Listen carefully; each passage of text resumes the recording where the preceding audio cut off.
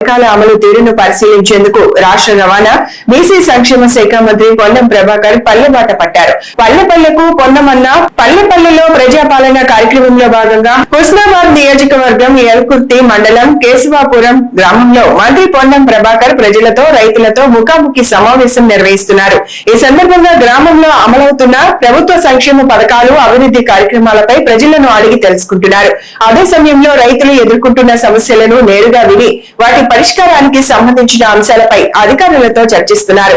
ప్రజలకు అందుతున్న ప్రభుత్వ పథకాలపై అభిప్రాయాలను తెలుసుకోవడంతో పాటు గ్రామ స్థాయిలో ఉన్న సమస్యలను గుర్తించి వాటికి పరిష్కారం చూపడమే ఈ కార్యక్రమం ప్రధాన ఉద్దేశంగా కొనసాగుతోంది. దయచేసి ప్రారంభించారు. అదేవిధంగా త్వరలో నియోజకవర్గానికి 1000 కుటుంబ మిషన్లు బీసీలకు ఇస్తా ఉన్నారు. తర్వాత ఎస్సీ ఎస్టీ ఎందుకు మైనార్టీలకు ఇచ్చినారు. ఆ విధంగా కూడా ఆ కార్యక్రమం కొనసాగుతుందనే మాట మనవేస్తూ తప్పకుండా ఈ గ్రామం ఆదర్శంగా ఉండాలని మీ అందరికీ కూడా కోరుతూ మన అక్కా చెల్లెలందరికీ ఇక్కడ 2 సంఘాలున్నాయి, 3 సంఘాలు. సంఘానికి 300 ఇచ్చినా 400. 3 సంఘాల అధ్యక్షులు ఎవరు? ఒక సంఘానికి 5, ఒక సంఘానికి 4, ఒక సంఘానికి 300. ఒక సంఘానికి 500 ప్లేట్లు, ఒక సంఘానికి 400, ఒక సంఘానికి 300 సభ్యుల ప్రకారంగా. అంటే 5, 4, 9, 1200 ప్లేట్లు ఊర్లు ఇచ్చిన 1200 సామాగ్రికి సంబంధించిన 13 రకాల వస్తువుల కిట్టులు, అన్న ప్లేటు, టిఫిన్ ప్లేటు, చాయ్ గ్లాసు, నీళ్ల గ్లాసు, చెంచాతో సహా అన్ని రకాల వస్తువులు ఇచ్చిన మహిళా సంఘాల దగ్గరనే నేను ఊరందరినీ కోరుతా ఉన్నా. నేను యజమాని కాదు, వాళ్ళు కాదు, మీ ఊరే యజమానిస్తాం. మీ ఊర్లో ఎవరు కూడా ప్లాస్టిక్ వాడద్దు, వాటినే వాడాలనే ఉద్దేశం కొద్దీ నేను వాటిని ఇచ్చిన. మా తండ్రి గారి పేరు మీద 500 సంఘం ఒకటి, వాళ్ళ సభ్యుల సంఖ్య 400 సభ్యులు ఒకటి, 300 అందరు కలిసి వాళ్ళ సంఘానికి పేరు కూడా వచ్చినది. ప్లాస్టిక్ ప్లేట్ కొనుక్కుంటే 5 రూపాయలు అయితే ఇవాళ 3 రూపాయలు 5 రూపాయలు. ఆ ప్లాస్టిక్ ప్లేట్ కొనుక్కునే బదులు అది కడుక్కోవడానికి ఎవరికి ఇచ్చినా వాళ్ళు కడిగిస్తారు. కడిగించే ఛార్జ్ తప్ప మీరు ఏరిచ్చే అవసరం లేదు. కడిగించే ఛార్జ్ చేయండి. దాని తర్వాత మీరు ప్లాస్టిక్ ప్లేట్ కొనుక్కొని అన్నం తింటే వాటి తొందరగా ప్లాస్టిక్ ప్లేట్ వారేస్తున్నాం కావచ్చు అనుకుంటూ కావచ్చు. 100 రూపాయలు మందులు పెట్టిన తక్కువ అయినటువంటి క్యాన్సర్ మీరు కొనుక్కుంటున్నట్టు 100 రూపాయలు పెట్టుబడి. దయచేసి అర్థం చేసుకోండి. నేను నా నియోజకవర్గం ఆరోగ్యవంతంగా ఉండాలనే ఆలోచనతో ఎవరు అడగకుండా మొత్తం 173 గ్రామాల్లో ప్రతి గ్రామానికి మహిళా సంఘానికి స్టీల్ ప్లేట్లు ఇచ్చిన ఈ విధంగా. కాబట్టి దయచేసి సంవత్సరం అయింది, ఏ కార్యక్రమం జరిగినా ఈ ఊర్లే తప్పకుండా ఆ ప్లేట్లు మాత్రమే వాడి ఆరోగ్యంగా ఉండమని కూడా నేను మీ అందరినీ కోరుతా ఉన్నా. ఈ సందర్భంగా డబ్బు పెట్టి పెట్టాల్సి వస్తుంది. మీ ఊర్లో మాత్రం ప్రభుత్వం తరఫున ఏర్పాటు చేయడం జరుగుతుందని మరో ఈ సందర్భంగా మనం చేస్తా ఉన్నాం. తప్పకుండా గ్రామం ఇది మరి హుస్నాబాద్ నియోజకవర్గం ముఖద్వారం.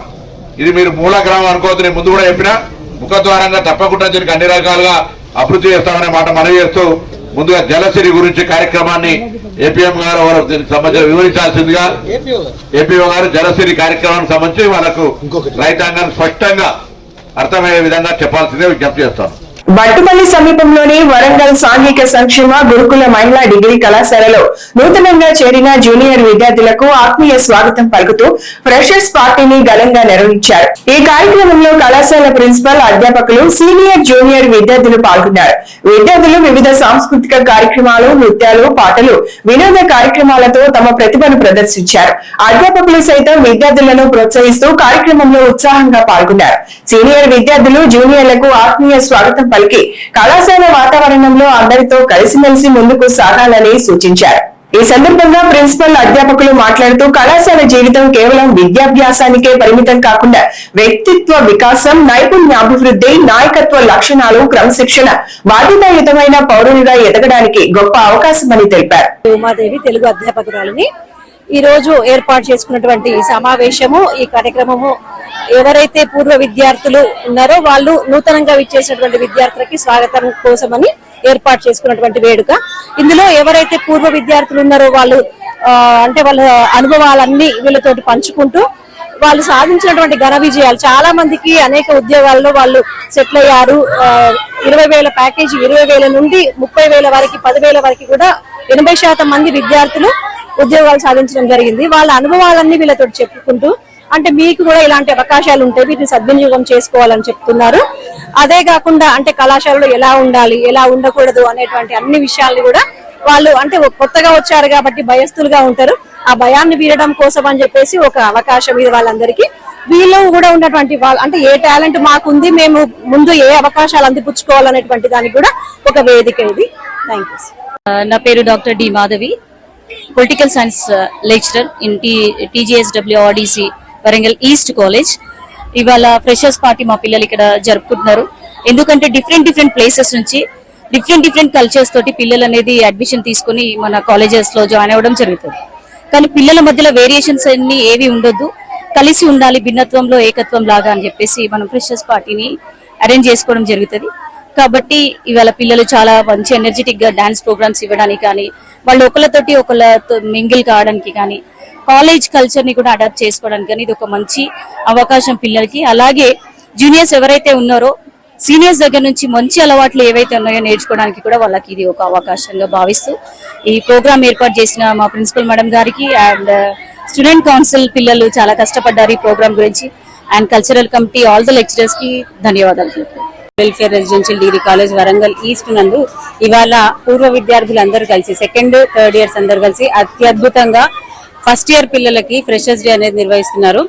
వాళ్ళ అనుభవాలు తెలియజేస్తూ చేస్తే మనం విజయాన్ని సాధించగలం అనేది ఈ ఉన్న పిల్లలు కొత్త పిల్లలకు తెలియజేస్తున్నారు. దీని ముఖ్య ఉద్దేశం ఏంటంటే చదువు అనేది మనం ఎప్పుడో మొదలు పెట్టుంటాం, ఎల్కేజీ నుంచే చదువు మొదలు పెట్టాం. కానీ ఈ ప్రాంతానికి కొత్త, ఈ ఎడ్యుకేషన్ సిస్టమ్ కి కొత్త, ఇలా ఇక్కడ ఎలా చదువుకోవాలి, క్రెడిట్ సిస్టమ్ ఎలా ఉంటుంది, పరీక్షలు ఎలా ఉంటారు, టీచర్లు ఎలా ఉంటారు, అవకాశాలు ఎలా ఉంటాయి, ఇవన్నీ చెప్పి పిల్లల్లో ఒక భయం అనేది పోగొట్టడానికి ఫస్ట్ ఇయర్ పిల్లలు ఇక్కడ మేము ఉన్నాం మీకోసం అని, అన్ని సౌకర్యాలు ఉన్నాయి, మేమందరం ఉన్నామని ఒక ధైర్యాన్ని కల్పించడానికి ఈ ఫ్రెషర్ పార్టీ ఏర్పాటు చేశారు. చాలా అత్యద్భుతంగా చాలా తక్కువ కాలంలో వాళ్ళకున్న రిసోర్సెస్ లో చాలా బాగా ప్లాన్ చేశారు. పిల్లలందరికీ సెకండ్ థర్డ్ ఇయర్ పిల్లలందరికీ నా ఆశీస్సులు అండ్ ఫస్ట్ ఇయర్ పిల్లలందరికీ ఆల్ ది బెస్ట్ తెలియజేసుకుంటాం. స్టూడెంట్స్ కౌన్సిల్ లీడర్స్ మీ ఈ రోజు మా చెల్లెలకి ఫ్రెషర్స్ పార్టీ ఇస్తున్నాం. ఎందుకంటే కొత్తగా వచ్చిన చెల్లెలని వాళ్ళు భయపడుతూ ఉంటే భయపడొద్దు అని చెప్పి మాలో మింగిల్ చేసుకోవడానికి మేము చెల్లెలకు ఫ్రెషర్స్ పార్టీ ఇస్తున్నాం.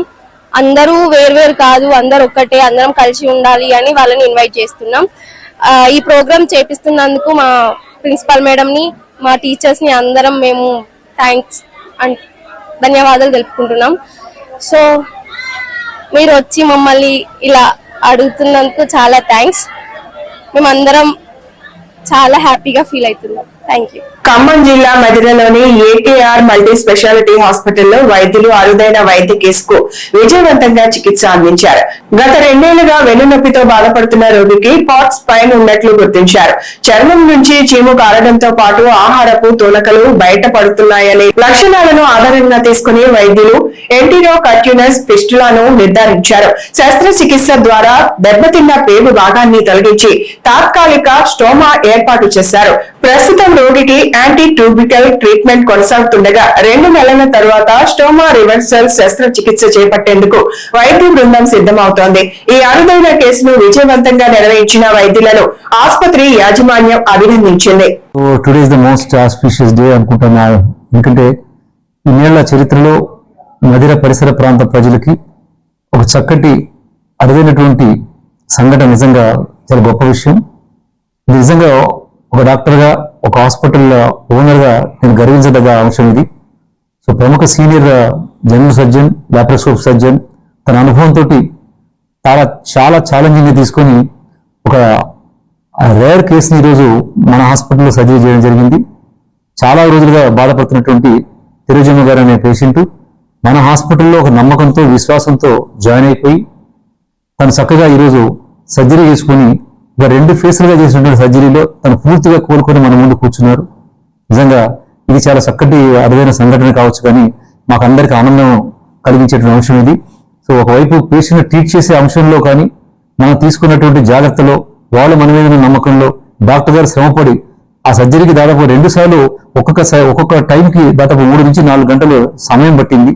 అంత ఓపికగా చేసి నిర్వహించి ప్రెస్టీజ్ గా తీసుకొని, ఛాలెంజ్ తీసుకొని తన నైపుణ్యాన్ని అంతా వినియోగించినటువంటి డాక్టర్ మురళీకృష్ణారెడ్డి గారికి మా మీద నమ్మకం ఉంచి ఎంతో సుదూరం నుంచి ఇక్కడికి వచ్చి మాతో పాటు 8 రోజులు ఉండి సో తను వైద్యం చేయించుకున్నటువంటి తిరోజమ్మ గారు, వారి కుటుంబ సభ్యులకి అందరూ కూడా మేము మనస్ఫూర్తిగా అభినందనలు, ధన్యవాదాలు తెలియజేస్తాము.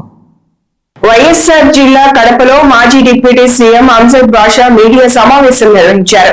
కొత్త ఓటర్ల జాబితా ఆధారంగానే స్థానిక సంస్థల ఎన్నికలు నిర్వహించాలని ఆయన డిమాండ్ చేశారు. అక్టోబర్ 3న ప్రచురితమయ్యే నూతన ఎలక్టోరల్ రోల్ ప్రకారమే స్థానిక సంస్థల ఎన్నికలు నిర్వహించాలని అంజద్ బాషా కోరారు. సర ప్రక్రియలో రాష్ట్ర వ్యాప్తంగా సుమారు 45 లక్షల ఓట్లు తొలగించారని, మరో 42 లక్షల మందికి నోటీసులు ఇచ్చారని ఆరోపించారు.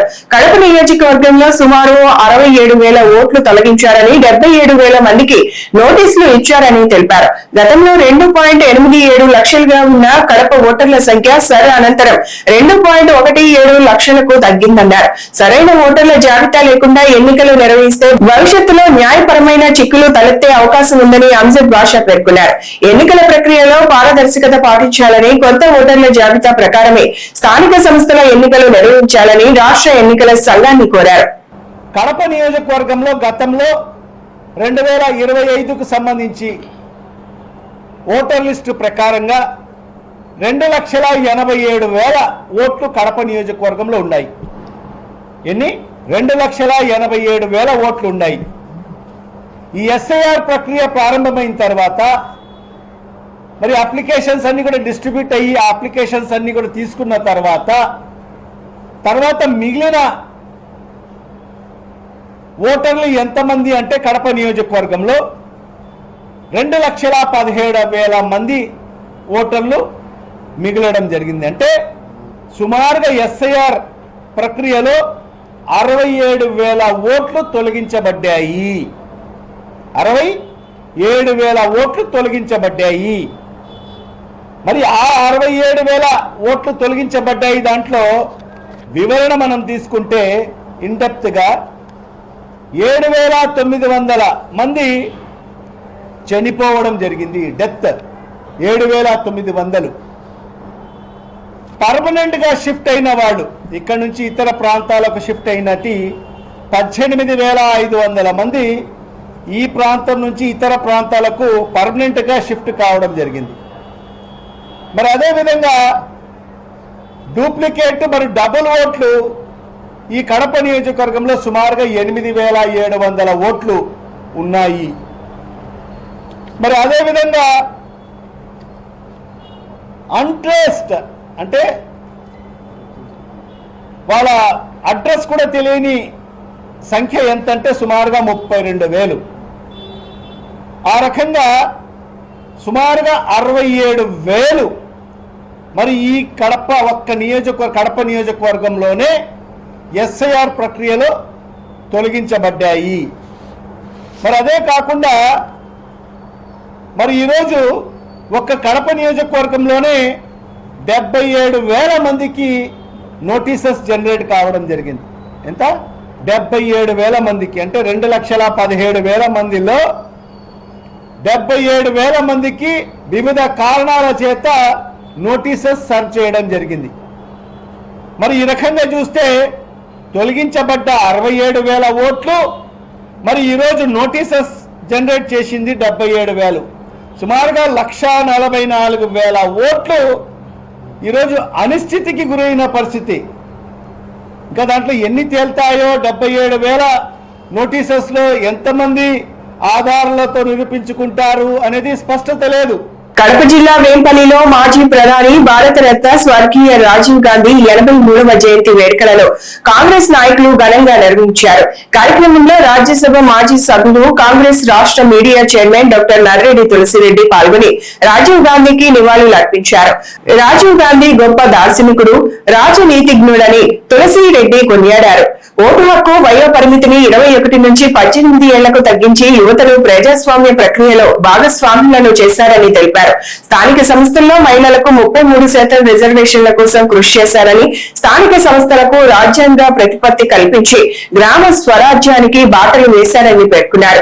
దేశంలో ఎలక్ట్రానిక్ సమాచార విప్లవానికి రాజీవ్ గాంధీ శ్రీకారం చుట్టారని తులసిరెడ్డి అన్నారు. దేశ సమైక్యత, సమగ్రత కోసం ఆయన చేసిన సేవలు చిరస్మరణీయమని పేర్కొన్నారు. రాజీవ్ గాంధీ జయంతిని ప్రభుత్వం సద్భావన దివాస్ గా నిర్వహిస్తోందని తెలిపారు. ఈరోజు ఆగస్టు 20వ తేదీ అగ్గిపుల్ల, కుక్కపిల్ల, సబ్బు బిల్ల, కాదేటి చరిత్ర క్యాలెండర్లో జనవరి 1వ తేదీ నుంచి డిసెంబర్ 30వ తేదీ వరకు ప్రతి రోజుకు ఎంతో కొంత విశిష్టత ఉంటుంది. కానీ మరికొన్ని రోజులకు మరింత విశిష్టత ఉంటుంది. అందులో మరింత విశిష్టత కలిగినటువంటి రోజు ఆగస్టు 20. దానికి కారణం భారతరత్న బిరుదాంకితులు, భారత మాజీ ప్రధాని, మాజీ ఏఐసిసి అధ్యక్షులు, స్ఫురద్రూపి, దార్శనికుడు, రాజనీతిజ్ఞుడైన స్వర్గీయ రాజీవ్ గాంధీ గారు పుట్టినరోజు కావాలి. 82 సంవత్సరాల క్రితం ఇదే రోజు 1944 ఆగస్టు 20 తారీఖున ఆయన జన్మించడం. ఈ భూమి మీద కొన్ని వేల కోట్ల మంది పుడుతుంటారు, గిడుతుంటారు. కానీ వాళ్ళలో అతి కొద్ది మంది మాత్రమే ఈ భూమి మీద తమ శాశ్వత ముద్రంటూ వేగలుగుతారు. వారే చరితార్థులు, వారే చరిత్రకారులు. అటువంటి అతి కొద్ది మంది కోవకు చెందిన చరితార్థుడు, చరిత్రకారుడు, కారణజన్ముడు, యుగపురుషుడు స్వర్గీయ రాజీవ్ గాంధీ. ఆయన 5 సంవత్సరాల పాటు ఈ సువిశాల భారతదేశానికి ప్రధానిగా సేవ చేశారు. 6 సంవత్సరాల పాటు ప్రపంచంలోనే అతిపెద్ద ప్రజాస్వామిక లౌకిక సామ్యవాద పార్టీ అయినటువంటి భారత జాతీయ కాంగ్రెస్ కు జాతీయ అధ్యక్షుడిగా పనిచేశారు. ఆయన యువ పక్షపాతి. ఓటు కనిష్ట వయో పరిమితిని 21 సంవత్సరాల నుంచి 18 సంవత్సరాలకు తగ్గించి ఎక్కువ మంది యువతీ యువకులను జాతి నిర్మాణంలో భాగస్వాములు చేసినటువంటి యువ పక్షపాతి స్వర్గీయ రాజీవ్ గాంధీ. ఆయన మహిళా పక్షపాతి. స్థానిక సంస్థల్లో 33% మహిళలకు రిజర్వేషన్ కల్పించి ఎక్కువ మంది మహిళలు రాజకీయాలకు వచ్చినట్టు చేసే అవకాశం కల్పించినటువంటి మహిళా పక్షపాతి ఆయన. పూజ్య బాపూజీ కళ్ళ కన్నా గ్రామ స్వరాజ్య సాధన కోసం ఈ యొక్క స్థానిక సంస్థలకు రాజ్యాంగ ప్రతిపత్తి కల్పించి స్థానిక ప్రభుత్వాలుగా చేసినటువంటి రాజకీయ నాయకుడు ఆయన. ఈరోజు ప్రతి ఒక్కరి చేతిలో సెల్ ఫోన్ ఉంది అంటే ఈ యొక్క ఎలక్ట్రానిక్ విప్లవానికి ఆద్యుడు స్వర్గీయ రాజీవ్ గాంధీ. ఈరోజు ప్రతి ఇంట్లో టీవీ ఉంది అంటే ఈ సమాచార విప్లవానికి శ్రీకారం చుట్టినవాడు రాజీవ్ గాంధీ. కాబట్టి అటువంటి గొప్ప వ్యక్తి పుట్టినరోజు ఆగస్టు 20. ఆయన జీవించింది కేవలము 47 సంవత్సరాలే. ఎన్నాళ్ళు జీవించామన్నది కాదు, జీవించిన కాలంలో ఏమి చేశామన్నది ముఖ్యం. ఈ దేశ సమైక్యత కోసం, సమగ్రత కోసం, సార్వభౌమత్వం కోసం ఆత్మ బలిదానం చేసినటువంటి అమరజీవి ఆయన. ఈ దేశం కోసం ఎల్టీటీ ఉగ్రవాదుల చేతిలో ఆయన హతుడయ్యాడు. ఆయన జయంతి రోజును సద్భావన దివస్గా భారత ప్రభుత్వం ప్రకటించడం జరిగింది. దేనికోసం? జాతీయ సమైక్యత కోసం, శాంతి కోసం, మత సామరస్యం కోసం ఆయన పుట్టినరోజును, ఆయన జయంతిని సద్భావన దివస్గా భారత ప్రభుత్వం ప్రకటించడం జరిగింది. ఆ ఆశయ సాధన కోసం ప్రతి ఒక్కరూ కృషి చేయాలని ఈ సందర్భంగా విజ్ఞప్తి చేస్తూ, రాజీవ్ గాంధీ గారి జీవితం ప్రతి కాంగ్రెస్ వారికి, ప్రతి భారతీయునికి ఆదర్శం, అనుసరణీయం, మార్గదర్శకం, స్ఫూర్తిదాయకం. ఈ వార్తలు ఇంతటితో సమాప్తం. నమస్కారం.